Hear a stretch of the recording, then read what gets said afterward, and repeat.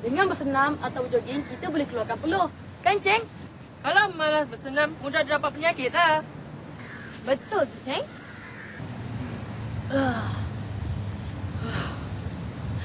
Beriadah ni penting kan, Dewi? Supaya badan kita sihat. Apabila badan sihat, otak kita pun cerdas kan? Yalah Aiman, saya memang mengamalkan berjogging setiap hari. Saya pun sama. Kalau tak berjogging, saya buat senaman ringan. Okey, kamu sudah teruskanlah. Saya dah cucu nak ke sekolah.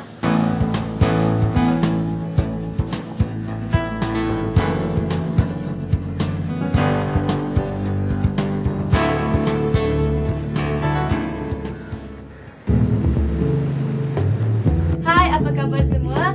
Hari ini adik-adik sekali lagi bersiaran bersama Kati dan rakan-rakan di studio, iaitu Aiman, Hai. Dewi Hai. dan Jenny. Hai. Baiklah, hari ini Kak Atik ingin mengetengahkan satu lagi topik yang sangat menarik untuk dibincangkan bersama-sama, iaitu hubungan kekeluargaan. Tahukah adik-adik apa yang dimaksudkan dengan hubungan kekeluargaan yang Kak Atik maksudkan ni? Pada pendapat saya, hubungan kekeluargaan itu maksudnya hubungan kita dengan ahli keluarga kita. Dewi dan Jenny pula bagaimana? Saya rasa hubungan kekeluargaan itu membawa maksud kasih sayang yang dicurahkan kepada ahli keluarga kita. Saya pun berpendapat seperti Dewi, Kak Ati. Hubungan kekeluargaan ini merupakan hubungan baik antara kita dengan ibu bapa dan adik-beradik yang lain. Betul tak, Kak Ati? Kak Ati bersetuju dengan pandangan yang telah diutarakan oleh adik-adik tadi. Sebenarnya, yang dimaksudkan dengan hubungan kekeluargaan ini ialah ikatan atau nilai kasih sayang kita kepada ahli keluarga kita. Mungkin banyak perkara yang berkaitan dengan nilai-nilai kasih sayang ini yang masih kita tidak ketahui. Betul tak?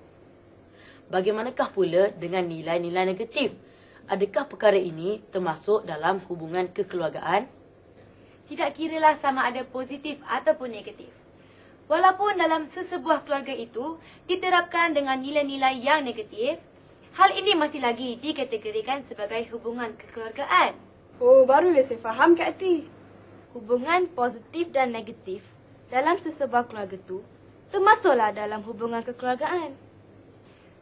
Nampaknya adik-adik di studio telah faham akan makna hubungan kekeluargaan. Bagaimanakah pula dengan adik-adik di rumah? Kak Ati harap adik-adik di rumah pun faham akan maksud hubungan kekeluargaan ini. Kak Ati, adakah topik hari ini berkaitan dengan hubungan kekeluargaan? Yelah Kak Ati, kalau ada kaitannya, apakah tajuk untuk hari ini? Tajuknya ialah hendak seribu daya, tak hendak seribu dalih. Baiklah adik-adik, apa kata kita ikuti kisah untuk hari ini? Mari kita saksikan bersama.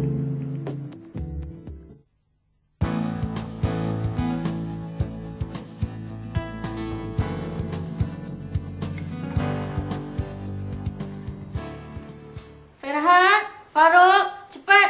Ibu sudah siapkan sarapan. Nanti terlambat kamu berdua ke sekolah.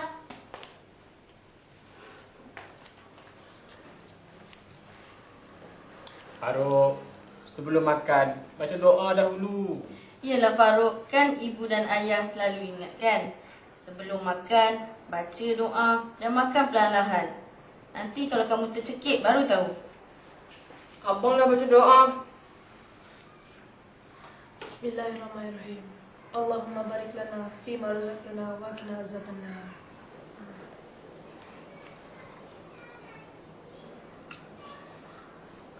Awak lapar lah ibu. Lagipun, kalau aku tak sempat nanti. Kejap lagi, tentu bas sekolah akan tiba. Betul tak abang? Kita masih awal lagi lah Farouk. Sekarang baru pukul 6.45 pagi. Selalunya bas akan tiba pukul 7 pagi. Alah, selalunya abang yang suruh Farouk bersiap cepat. Tapi hari ni, buat tak kisah pula. Selalunya awak memang lambat. Dah lah bangun lambat. Lepas tu nak sarapan lama-lama pula. Kesian abang tengok Pakcik Ali. Selalu kena tunggu kita kat luar. Alah, bukankah ibu dan ayah akan membayar tambang kita pada Pakcik Ali setiap bulan? Tentulah dia akan tunggu sampai kita siap. Farouk, walaupun ibu dan ayah bayar tambang kamu setiap bulan kepada Pakcik Ali tu tak bermakna kamu boleh buat Pakcik Ali menunggu kamu setiap hari. Farouk, betul kata ibu tu. Kalau sekali-sekala kamu terlambat, bolehlah dimaafkan. Tapi kalau kamu selalu lambat, itu menyusahkan Pakcik Ali. Dia bukan nak ambil kamu seorang saja. Ramai lagi kawan kamu yang hendak ke sekolah naik bas Pakcik Ali itu. Yelah Farouk, sampai bila kamu nak berperangai begini? Kamu kan dah besar. Cuba ubah sikit perangai tu. Ikut macam Abang Farhad, selalu menepati masa. Baiklah ibu, ayah, lain kali saya akan belajar menepati masa. Jangan makan gelojo sangat, Farouk. Kita ada masa lagi. Kata saya lah nak makan kelojo ke, banyak ke. Abang kisah kenapa? Bukanlah abang nak menyibuk, tapi kamu tu kuat sangat makan. Ibu, ayah, tengoklah Abang Farouk ni. Sengaja nak sakitkan hati Farouk. Mentang-mentanglah dia kurus. Betul kata abang kamu tu Farouk. Kamu kena jaga pemakanan kamu sikit. Kalau kamu tak jaga dari sekarang, nanti kamu sakit. Semua yang Farouk buat salah. Yelah, Abang Fahad je lah yang betul.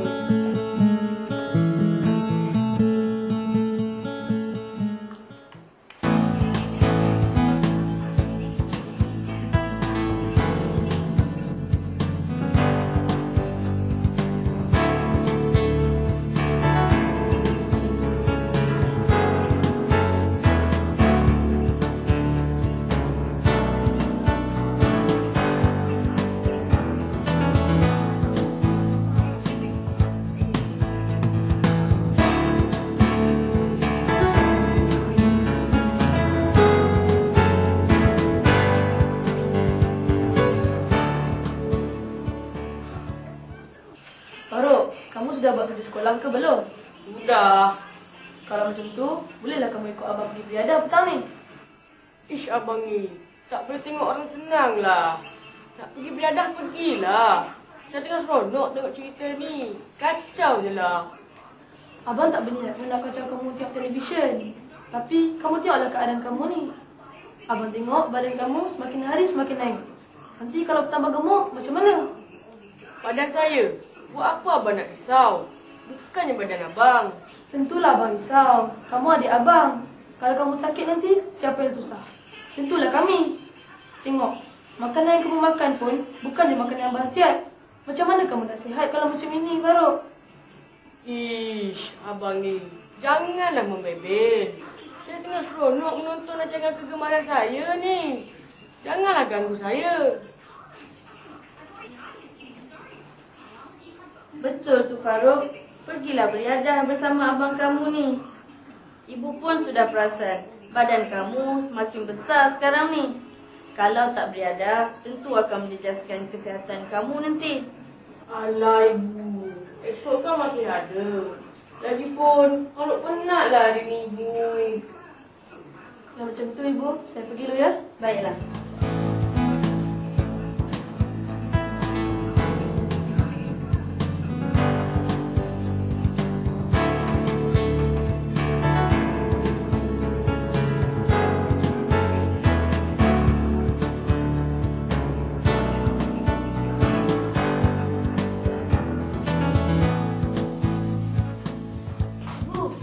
Ibu. Lihatlah apa yang Farah bawa balik, Ibu. Anak ibu bawa balik piala lah.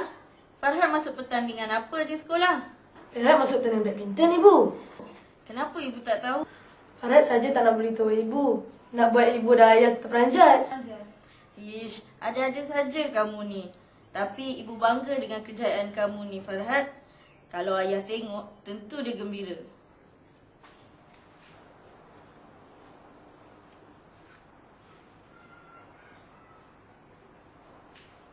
Ibu, sunyi aja rumah ni. Mana Ayah dengan Farouk?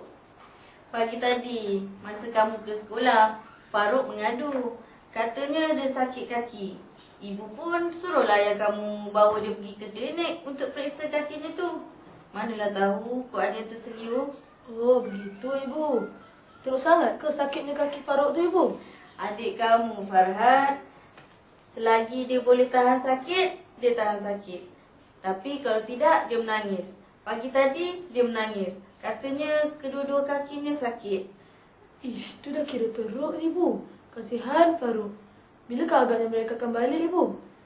Kejap lagi baliklah tu. Ha, itu pun ayah kamu dah balik. Mari kita tengok.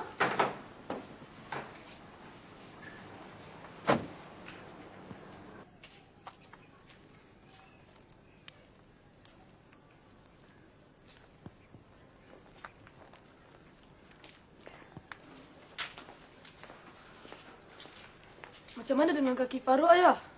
Tidaklah teruk sangat. Cuma Faruk kena jaga makanannya. Apa kena mengena pemakanan dengan kaki Faruk ni, ayah? Yalah abang, apa kena mengena kaki Faruk dengan pemakanannya? Macam ni, menurut doktor yang merawat kaki Faruk tadi, kaki Faruk sakit disebabkan kejang. Kerana Faruk tidak pernah beriadah. Asyik makan dan duduk saja. Oh, begitu rupanya. Maknanya selepas ni ibu kena jaga pemakanan kamu, Faruk. Itulah, lain kali dengar cakap ibu, ayah dan abang Ferhat. Ini tidak, asyik nak berdalih je. Saya minta maaf, ibu, ayah, abang Fahad. Saya janji, lepas ni saya akan mendengar segala nasihat ibu dan ayah. Kalau macam tu, baguslah. Lepas ni, terpaksalah kamu ikut abang pergi beriadah setiap petang. Baiklah, mari kita masuk.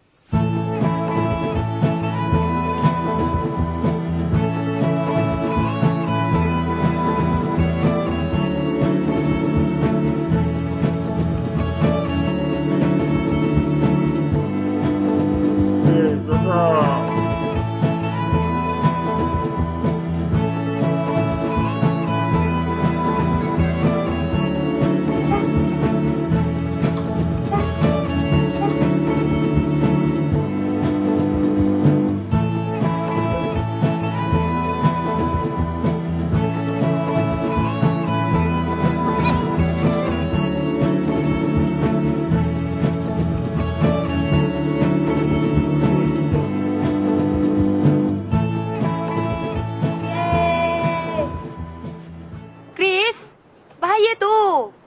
Suruh adik tu turun.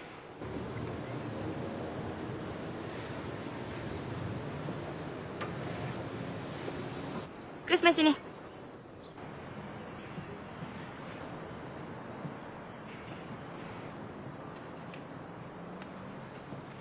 Jom.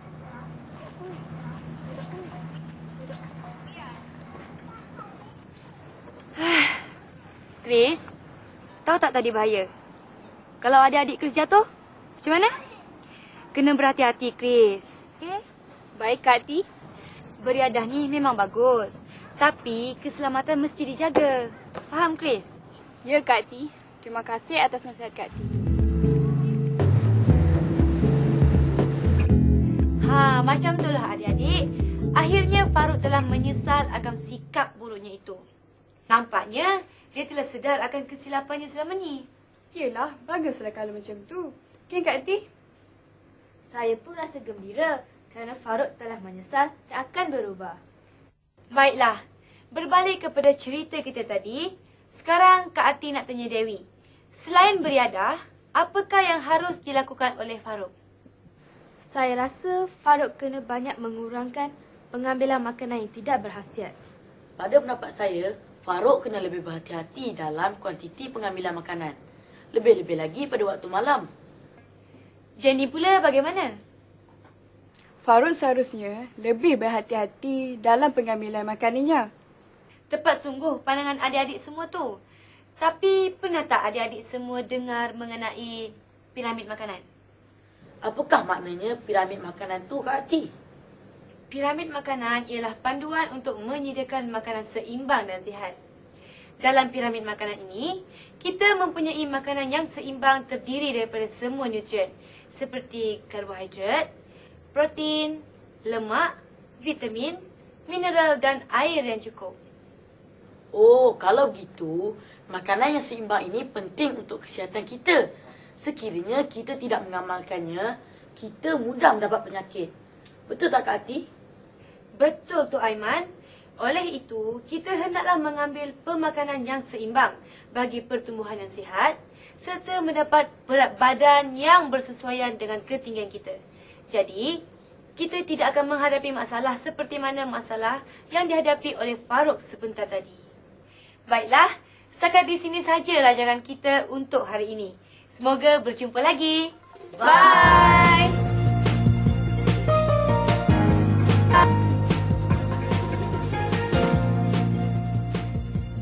Keluarga merupakan institusi sosial yang terdiri daripada ibu bapa, anak-anak dan saudara mara yang lain. Semua orang, termasuk remaja, mengimpikan sebuah keluarga yang harmoni dan bahagia. Keluarga yang harmoni sentiasa menjaga hubungan di kalangan anggotanya. Untuk menjaga hubungan dengan ibu bapa dan anggota keluarga yang lebih tua, remaja perlulah menghormati dan mentaati mereka. Remaja perlu mendengar nasihat dan teguran daripada ibu bapa. Ini kerana nasihat dan teguran tersebut memberi kebaikan kepada remaja.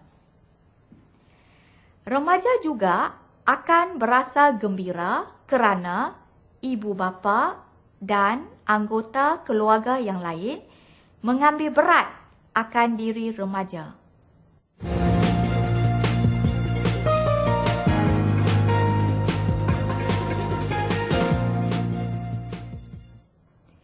Selain itu, remaja juga perlu mengetahui dan memahami minat, pendapat dan perasaan serta perlakuan anggota keluarga. Mendekati anggota keluarga yang bermasalah dan berkongsi suka duka mereka akan mengeratkan lagi hubungan kekeluargaan. Apabila remaja dapat memahami perasaan dan pendapat mereka, ini akan memudahkan remaja untuk berinteraksi dengan anggota keluarga yang lain. Keadaan ini akan mengelakkan berlakunya sebarang konflik dalam keluarga yang boleh menjejaskan hubungan kekeluargaan.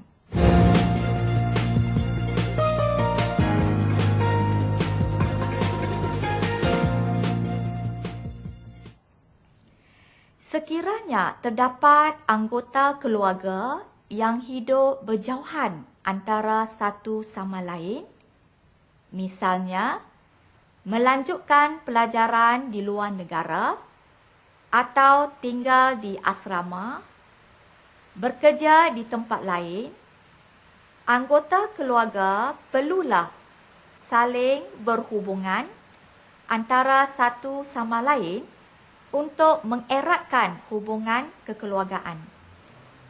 Sama ada melalui surat, telefon, atau email dan sebagainya, anggota keluarga perlu saling berhubungan dan saling mengambil berat sesama anggota keluarga. Tindakan seperti ini akan mewujudkan kemesraan dan mengekalkan hubungan kekeluargaan.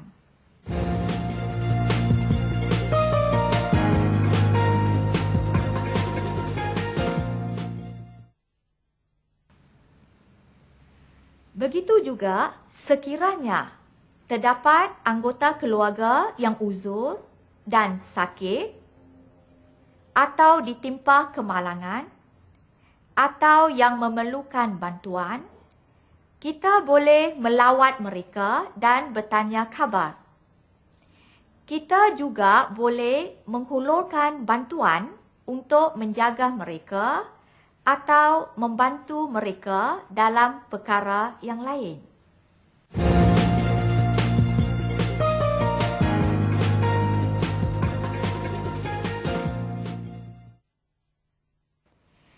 Dalam menjaga hubungan kekeluargaan, kita tidak boleh menggunakan kata-kata yang sensitif yang boleh menyinggung perasaan anggota keluarga yang lain. Hormatilah mereka dengan menggunakan kata-kata yang sopan yang menyenangkan mereka. Kita juga perlu memohon maaf sekiranya melakukan perbuatan yang menyinggung perasaan mereka dan berusaha untuk tidak mengulangi perbuatan itu lagi.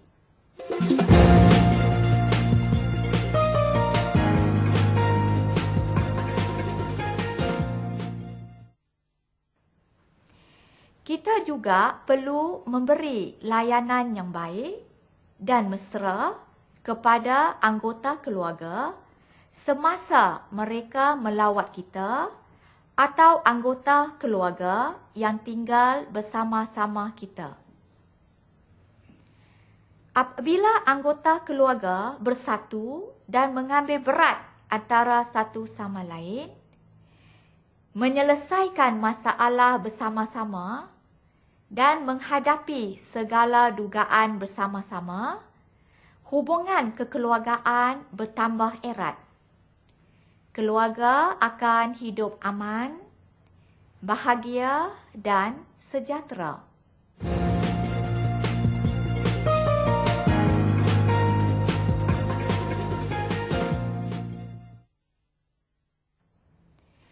Oleh itu, saya berharap remaja akan menjalankan tanggungjawab untuk menjaga dan mengekalkan hubungan kekeluargaan.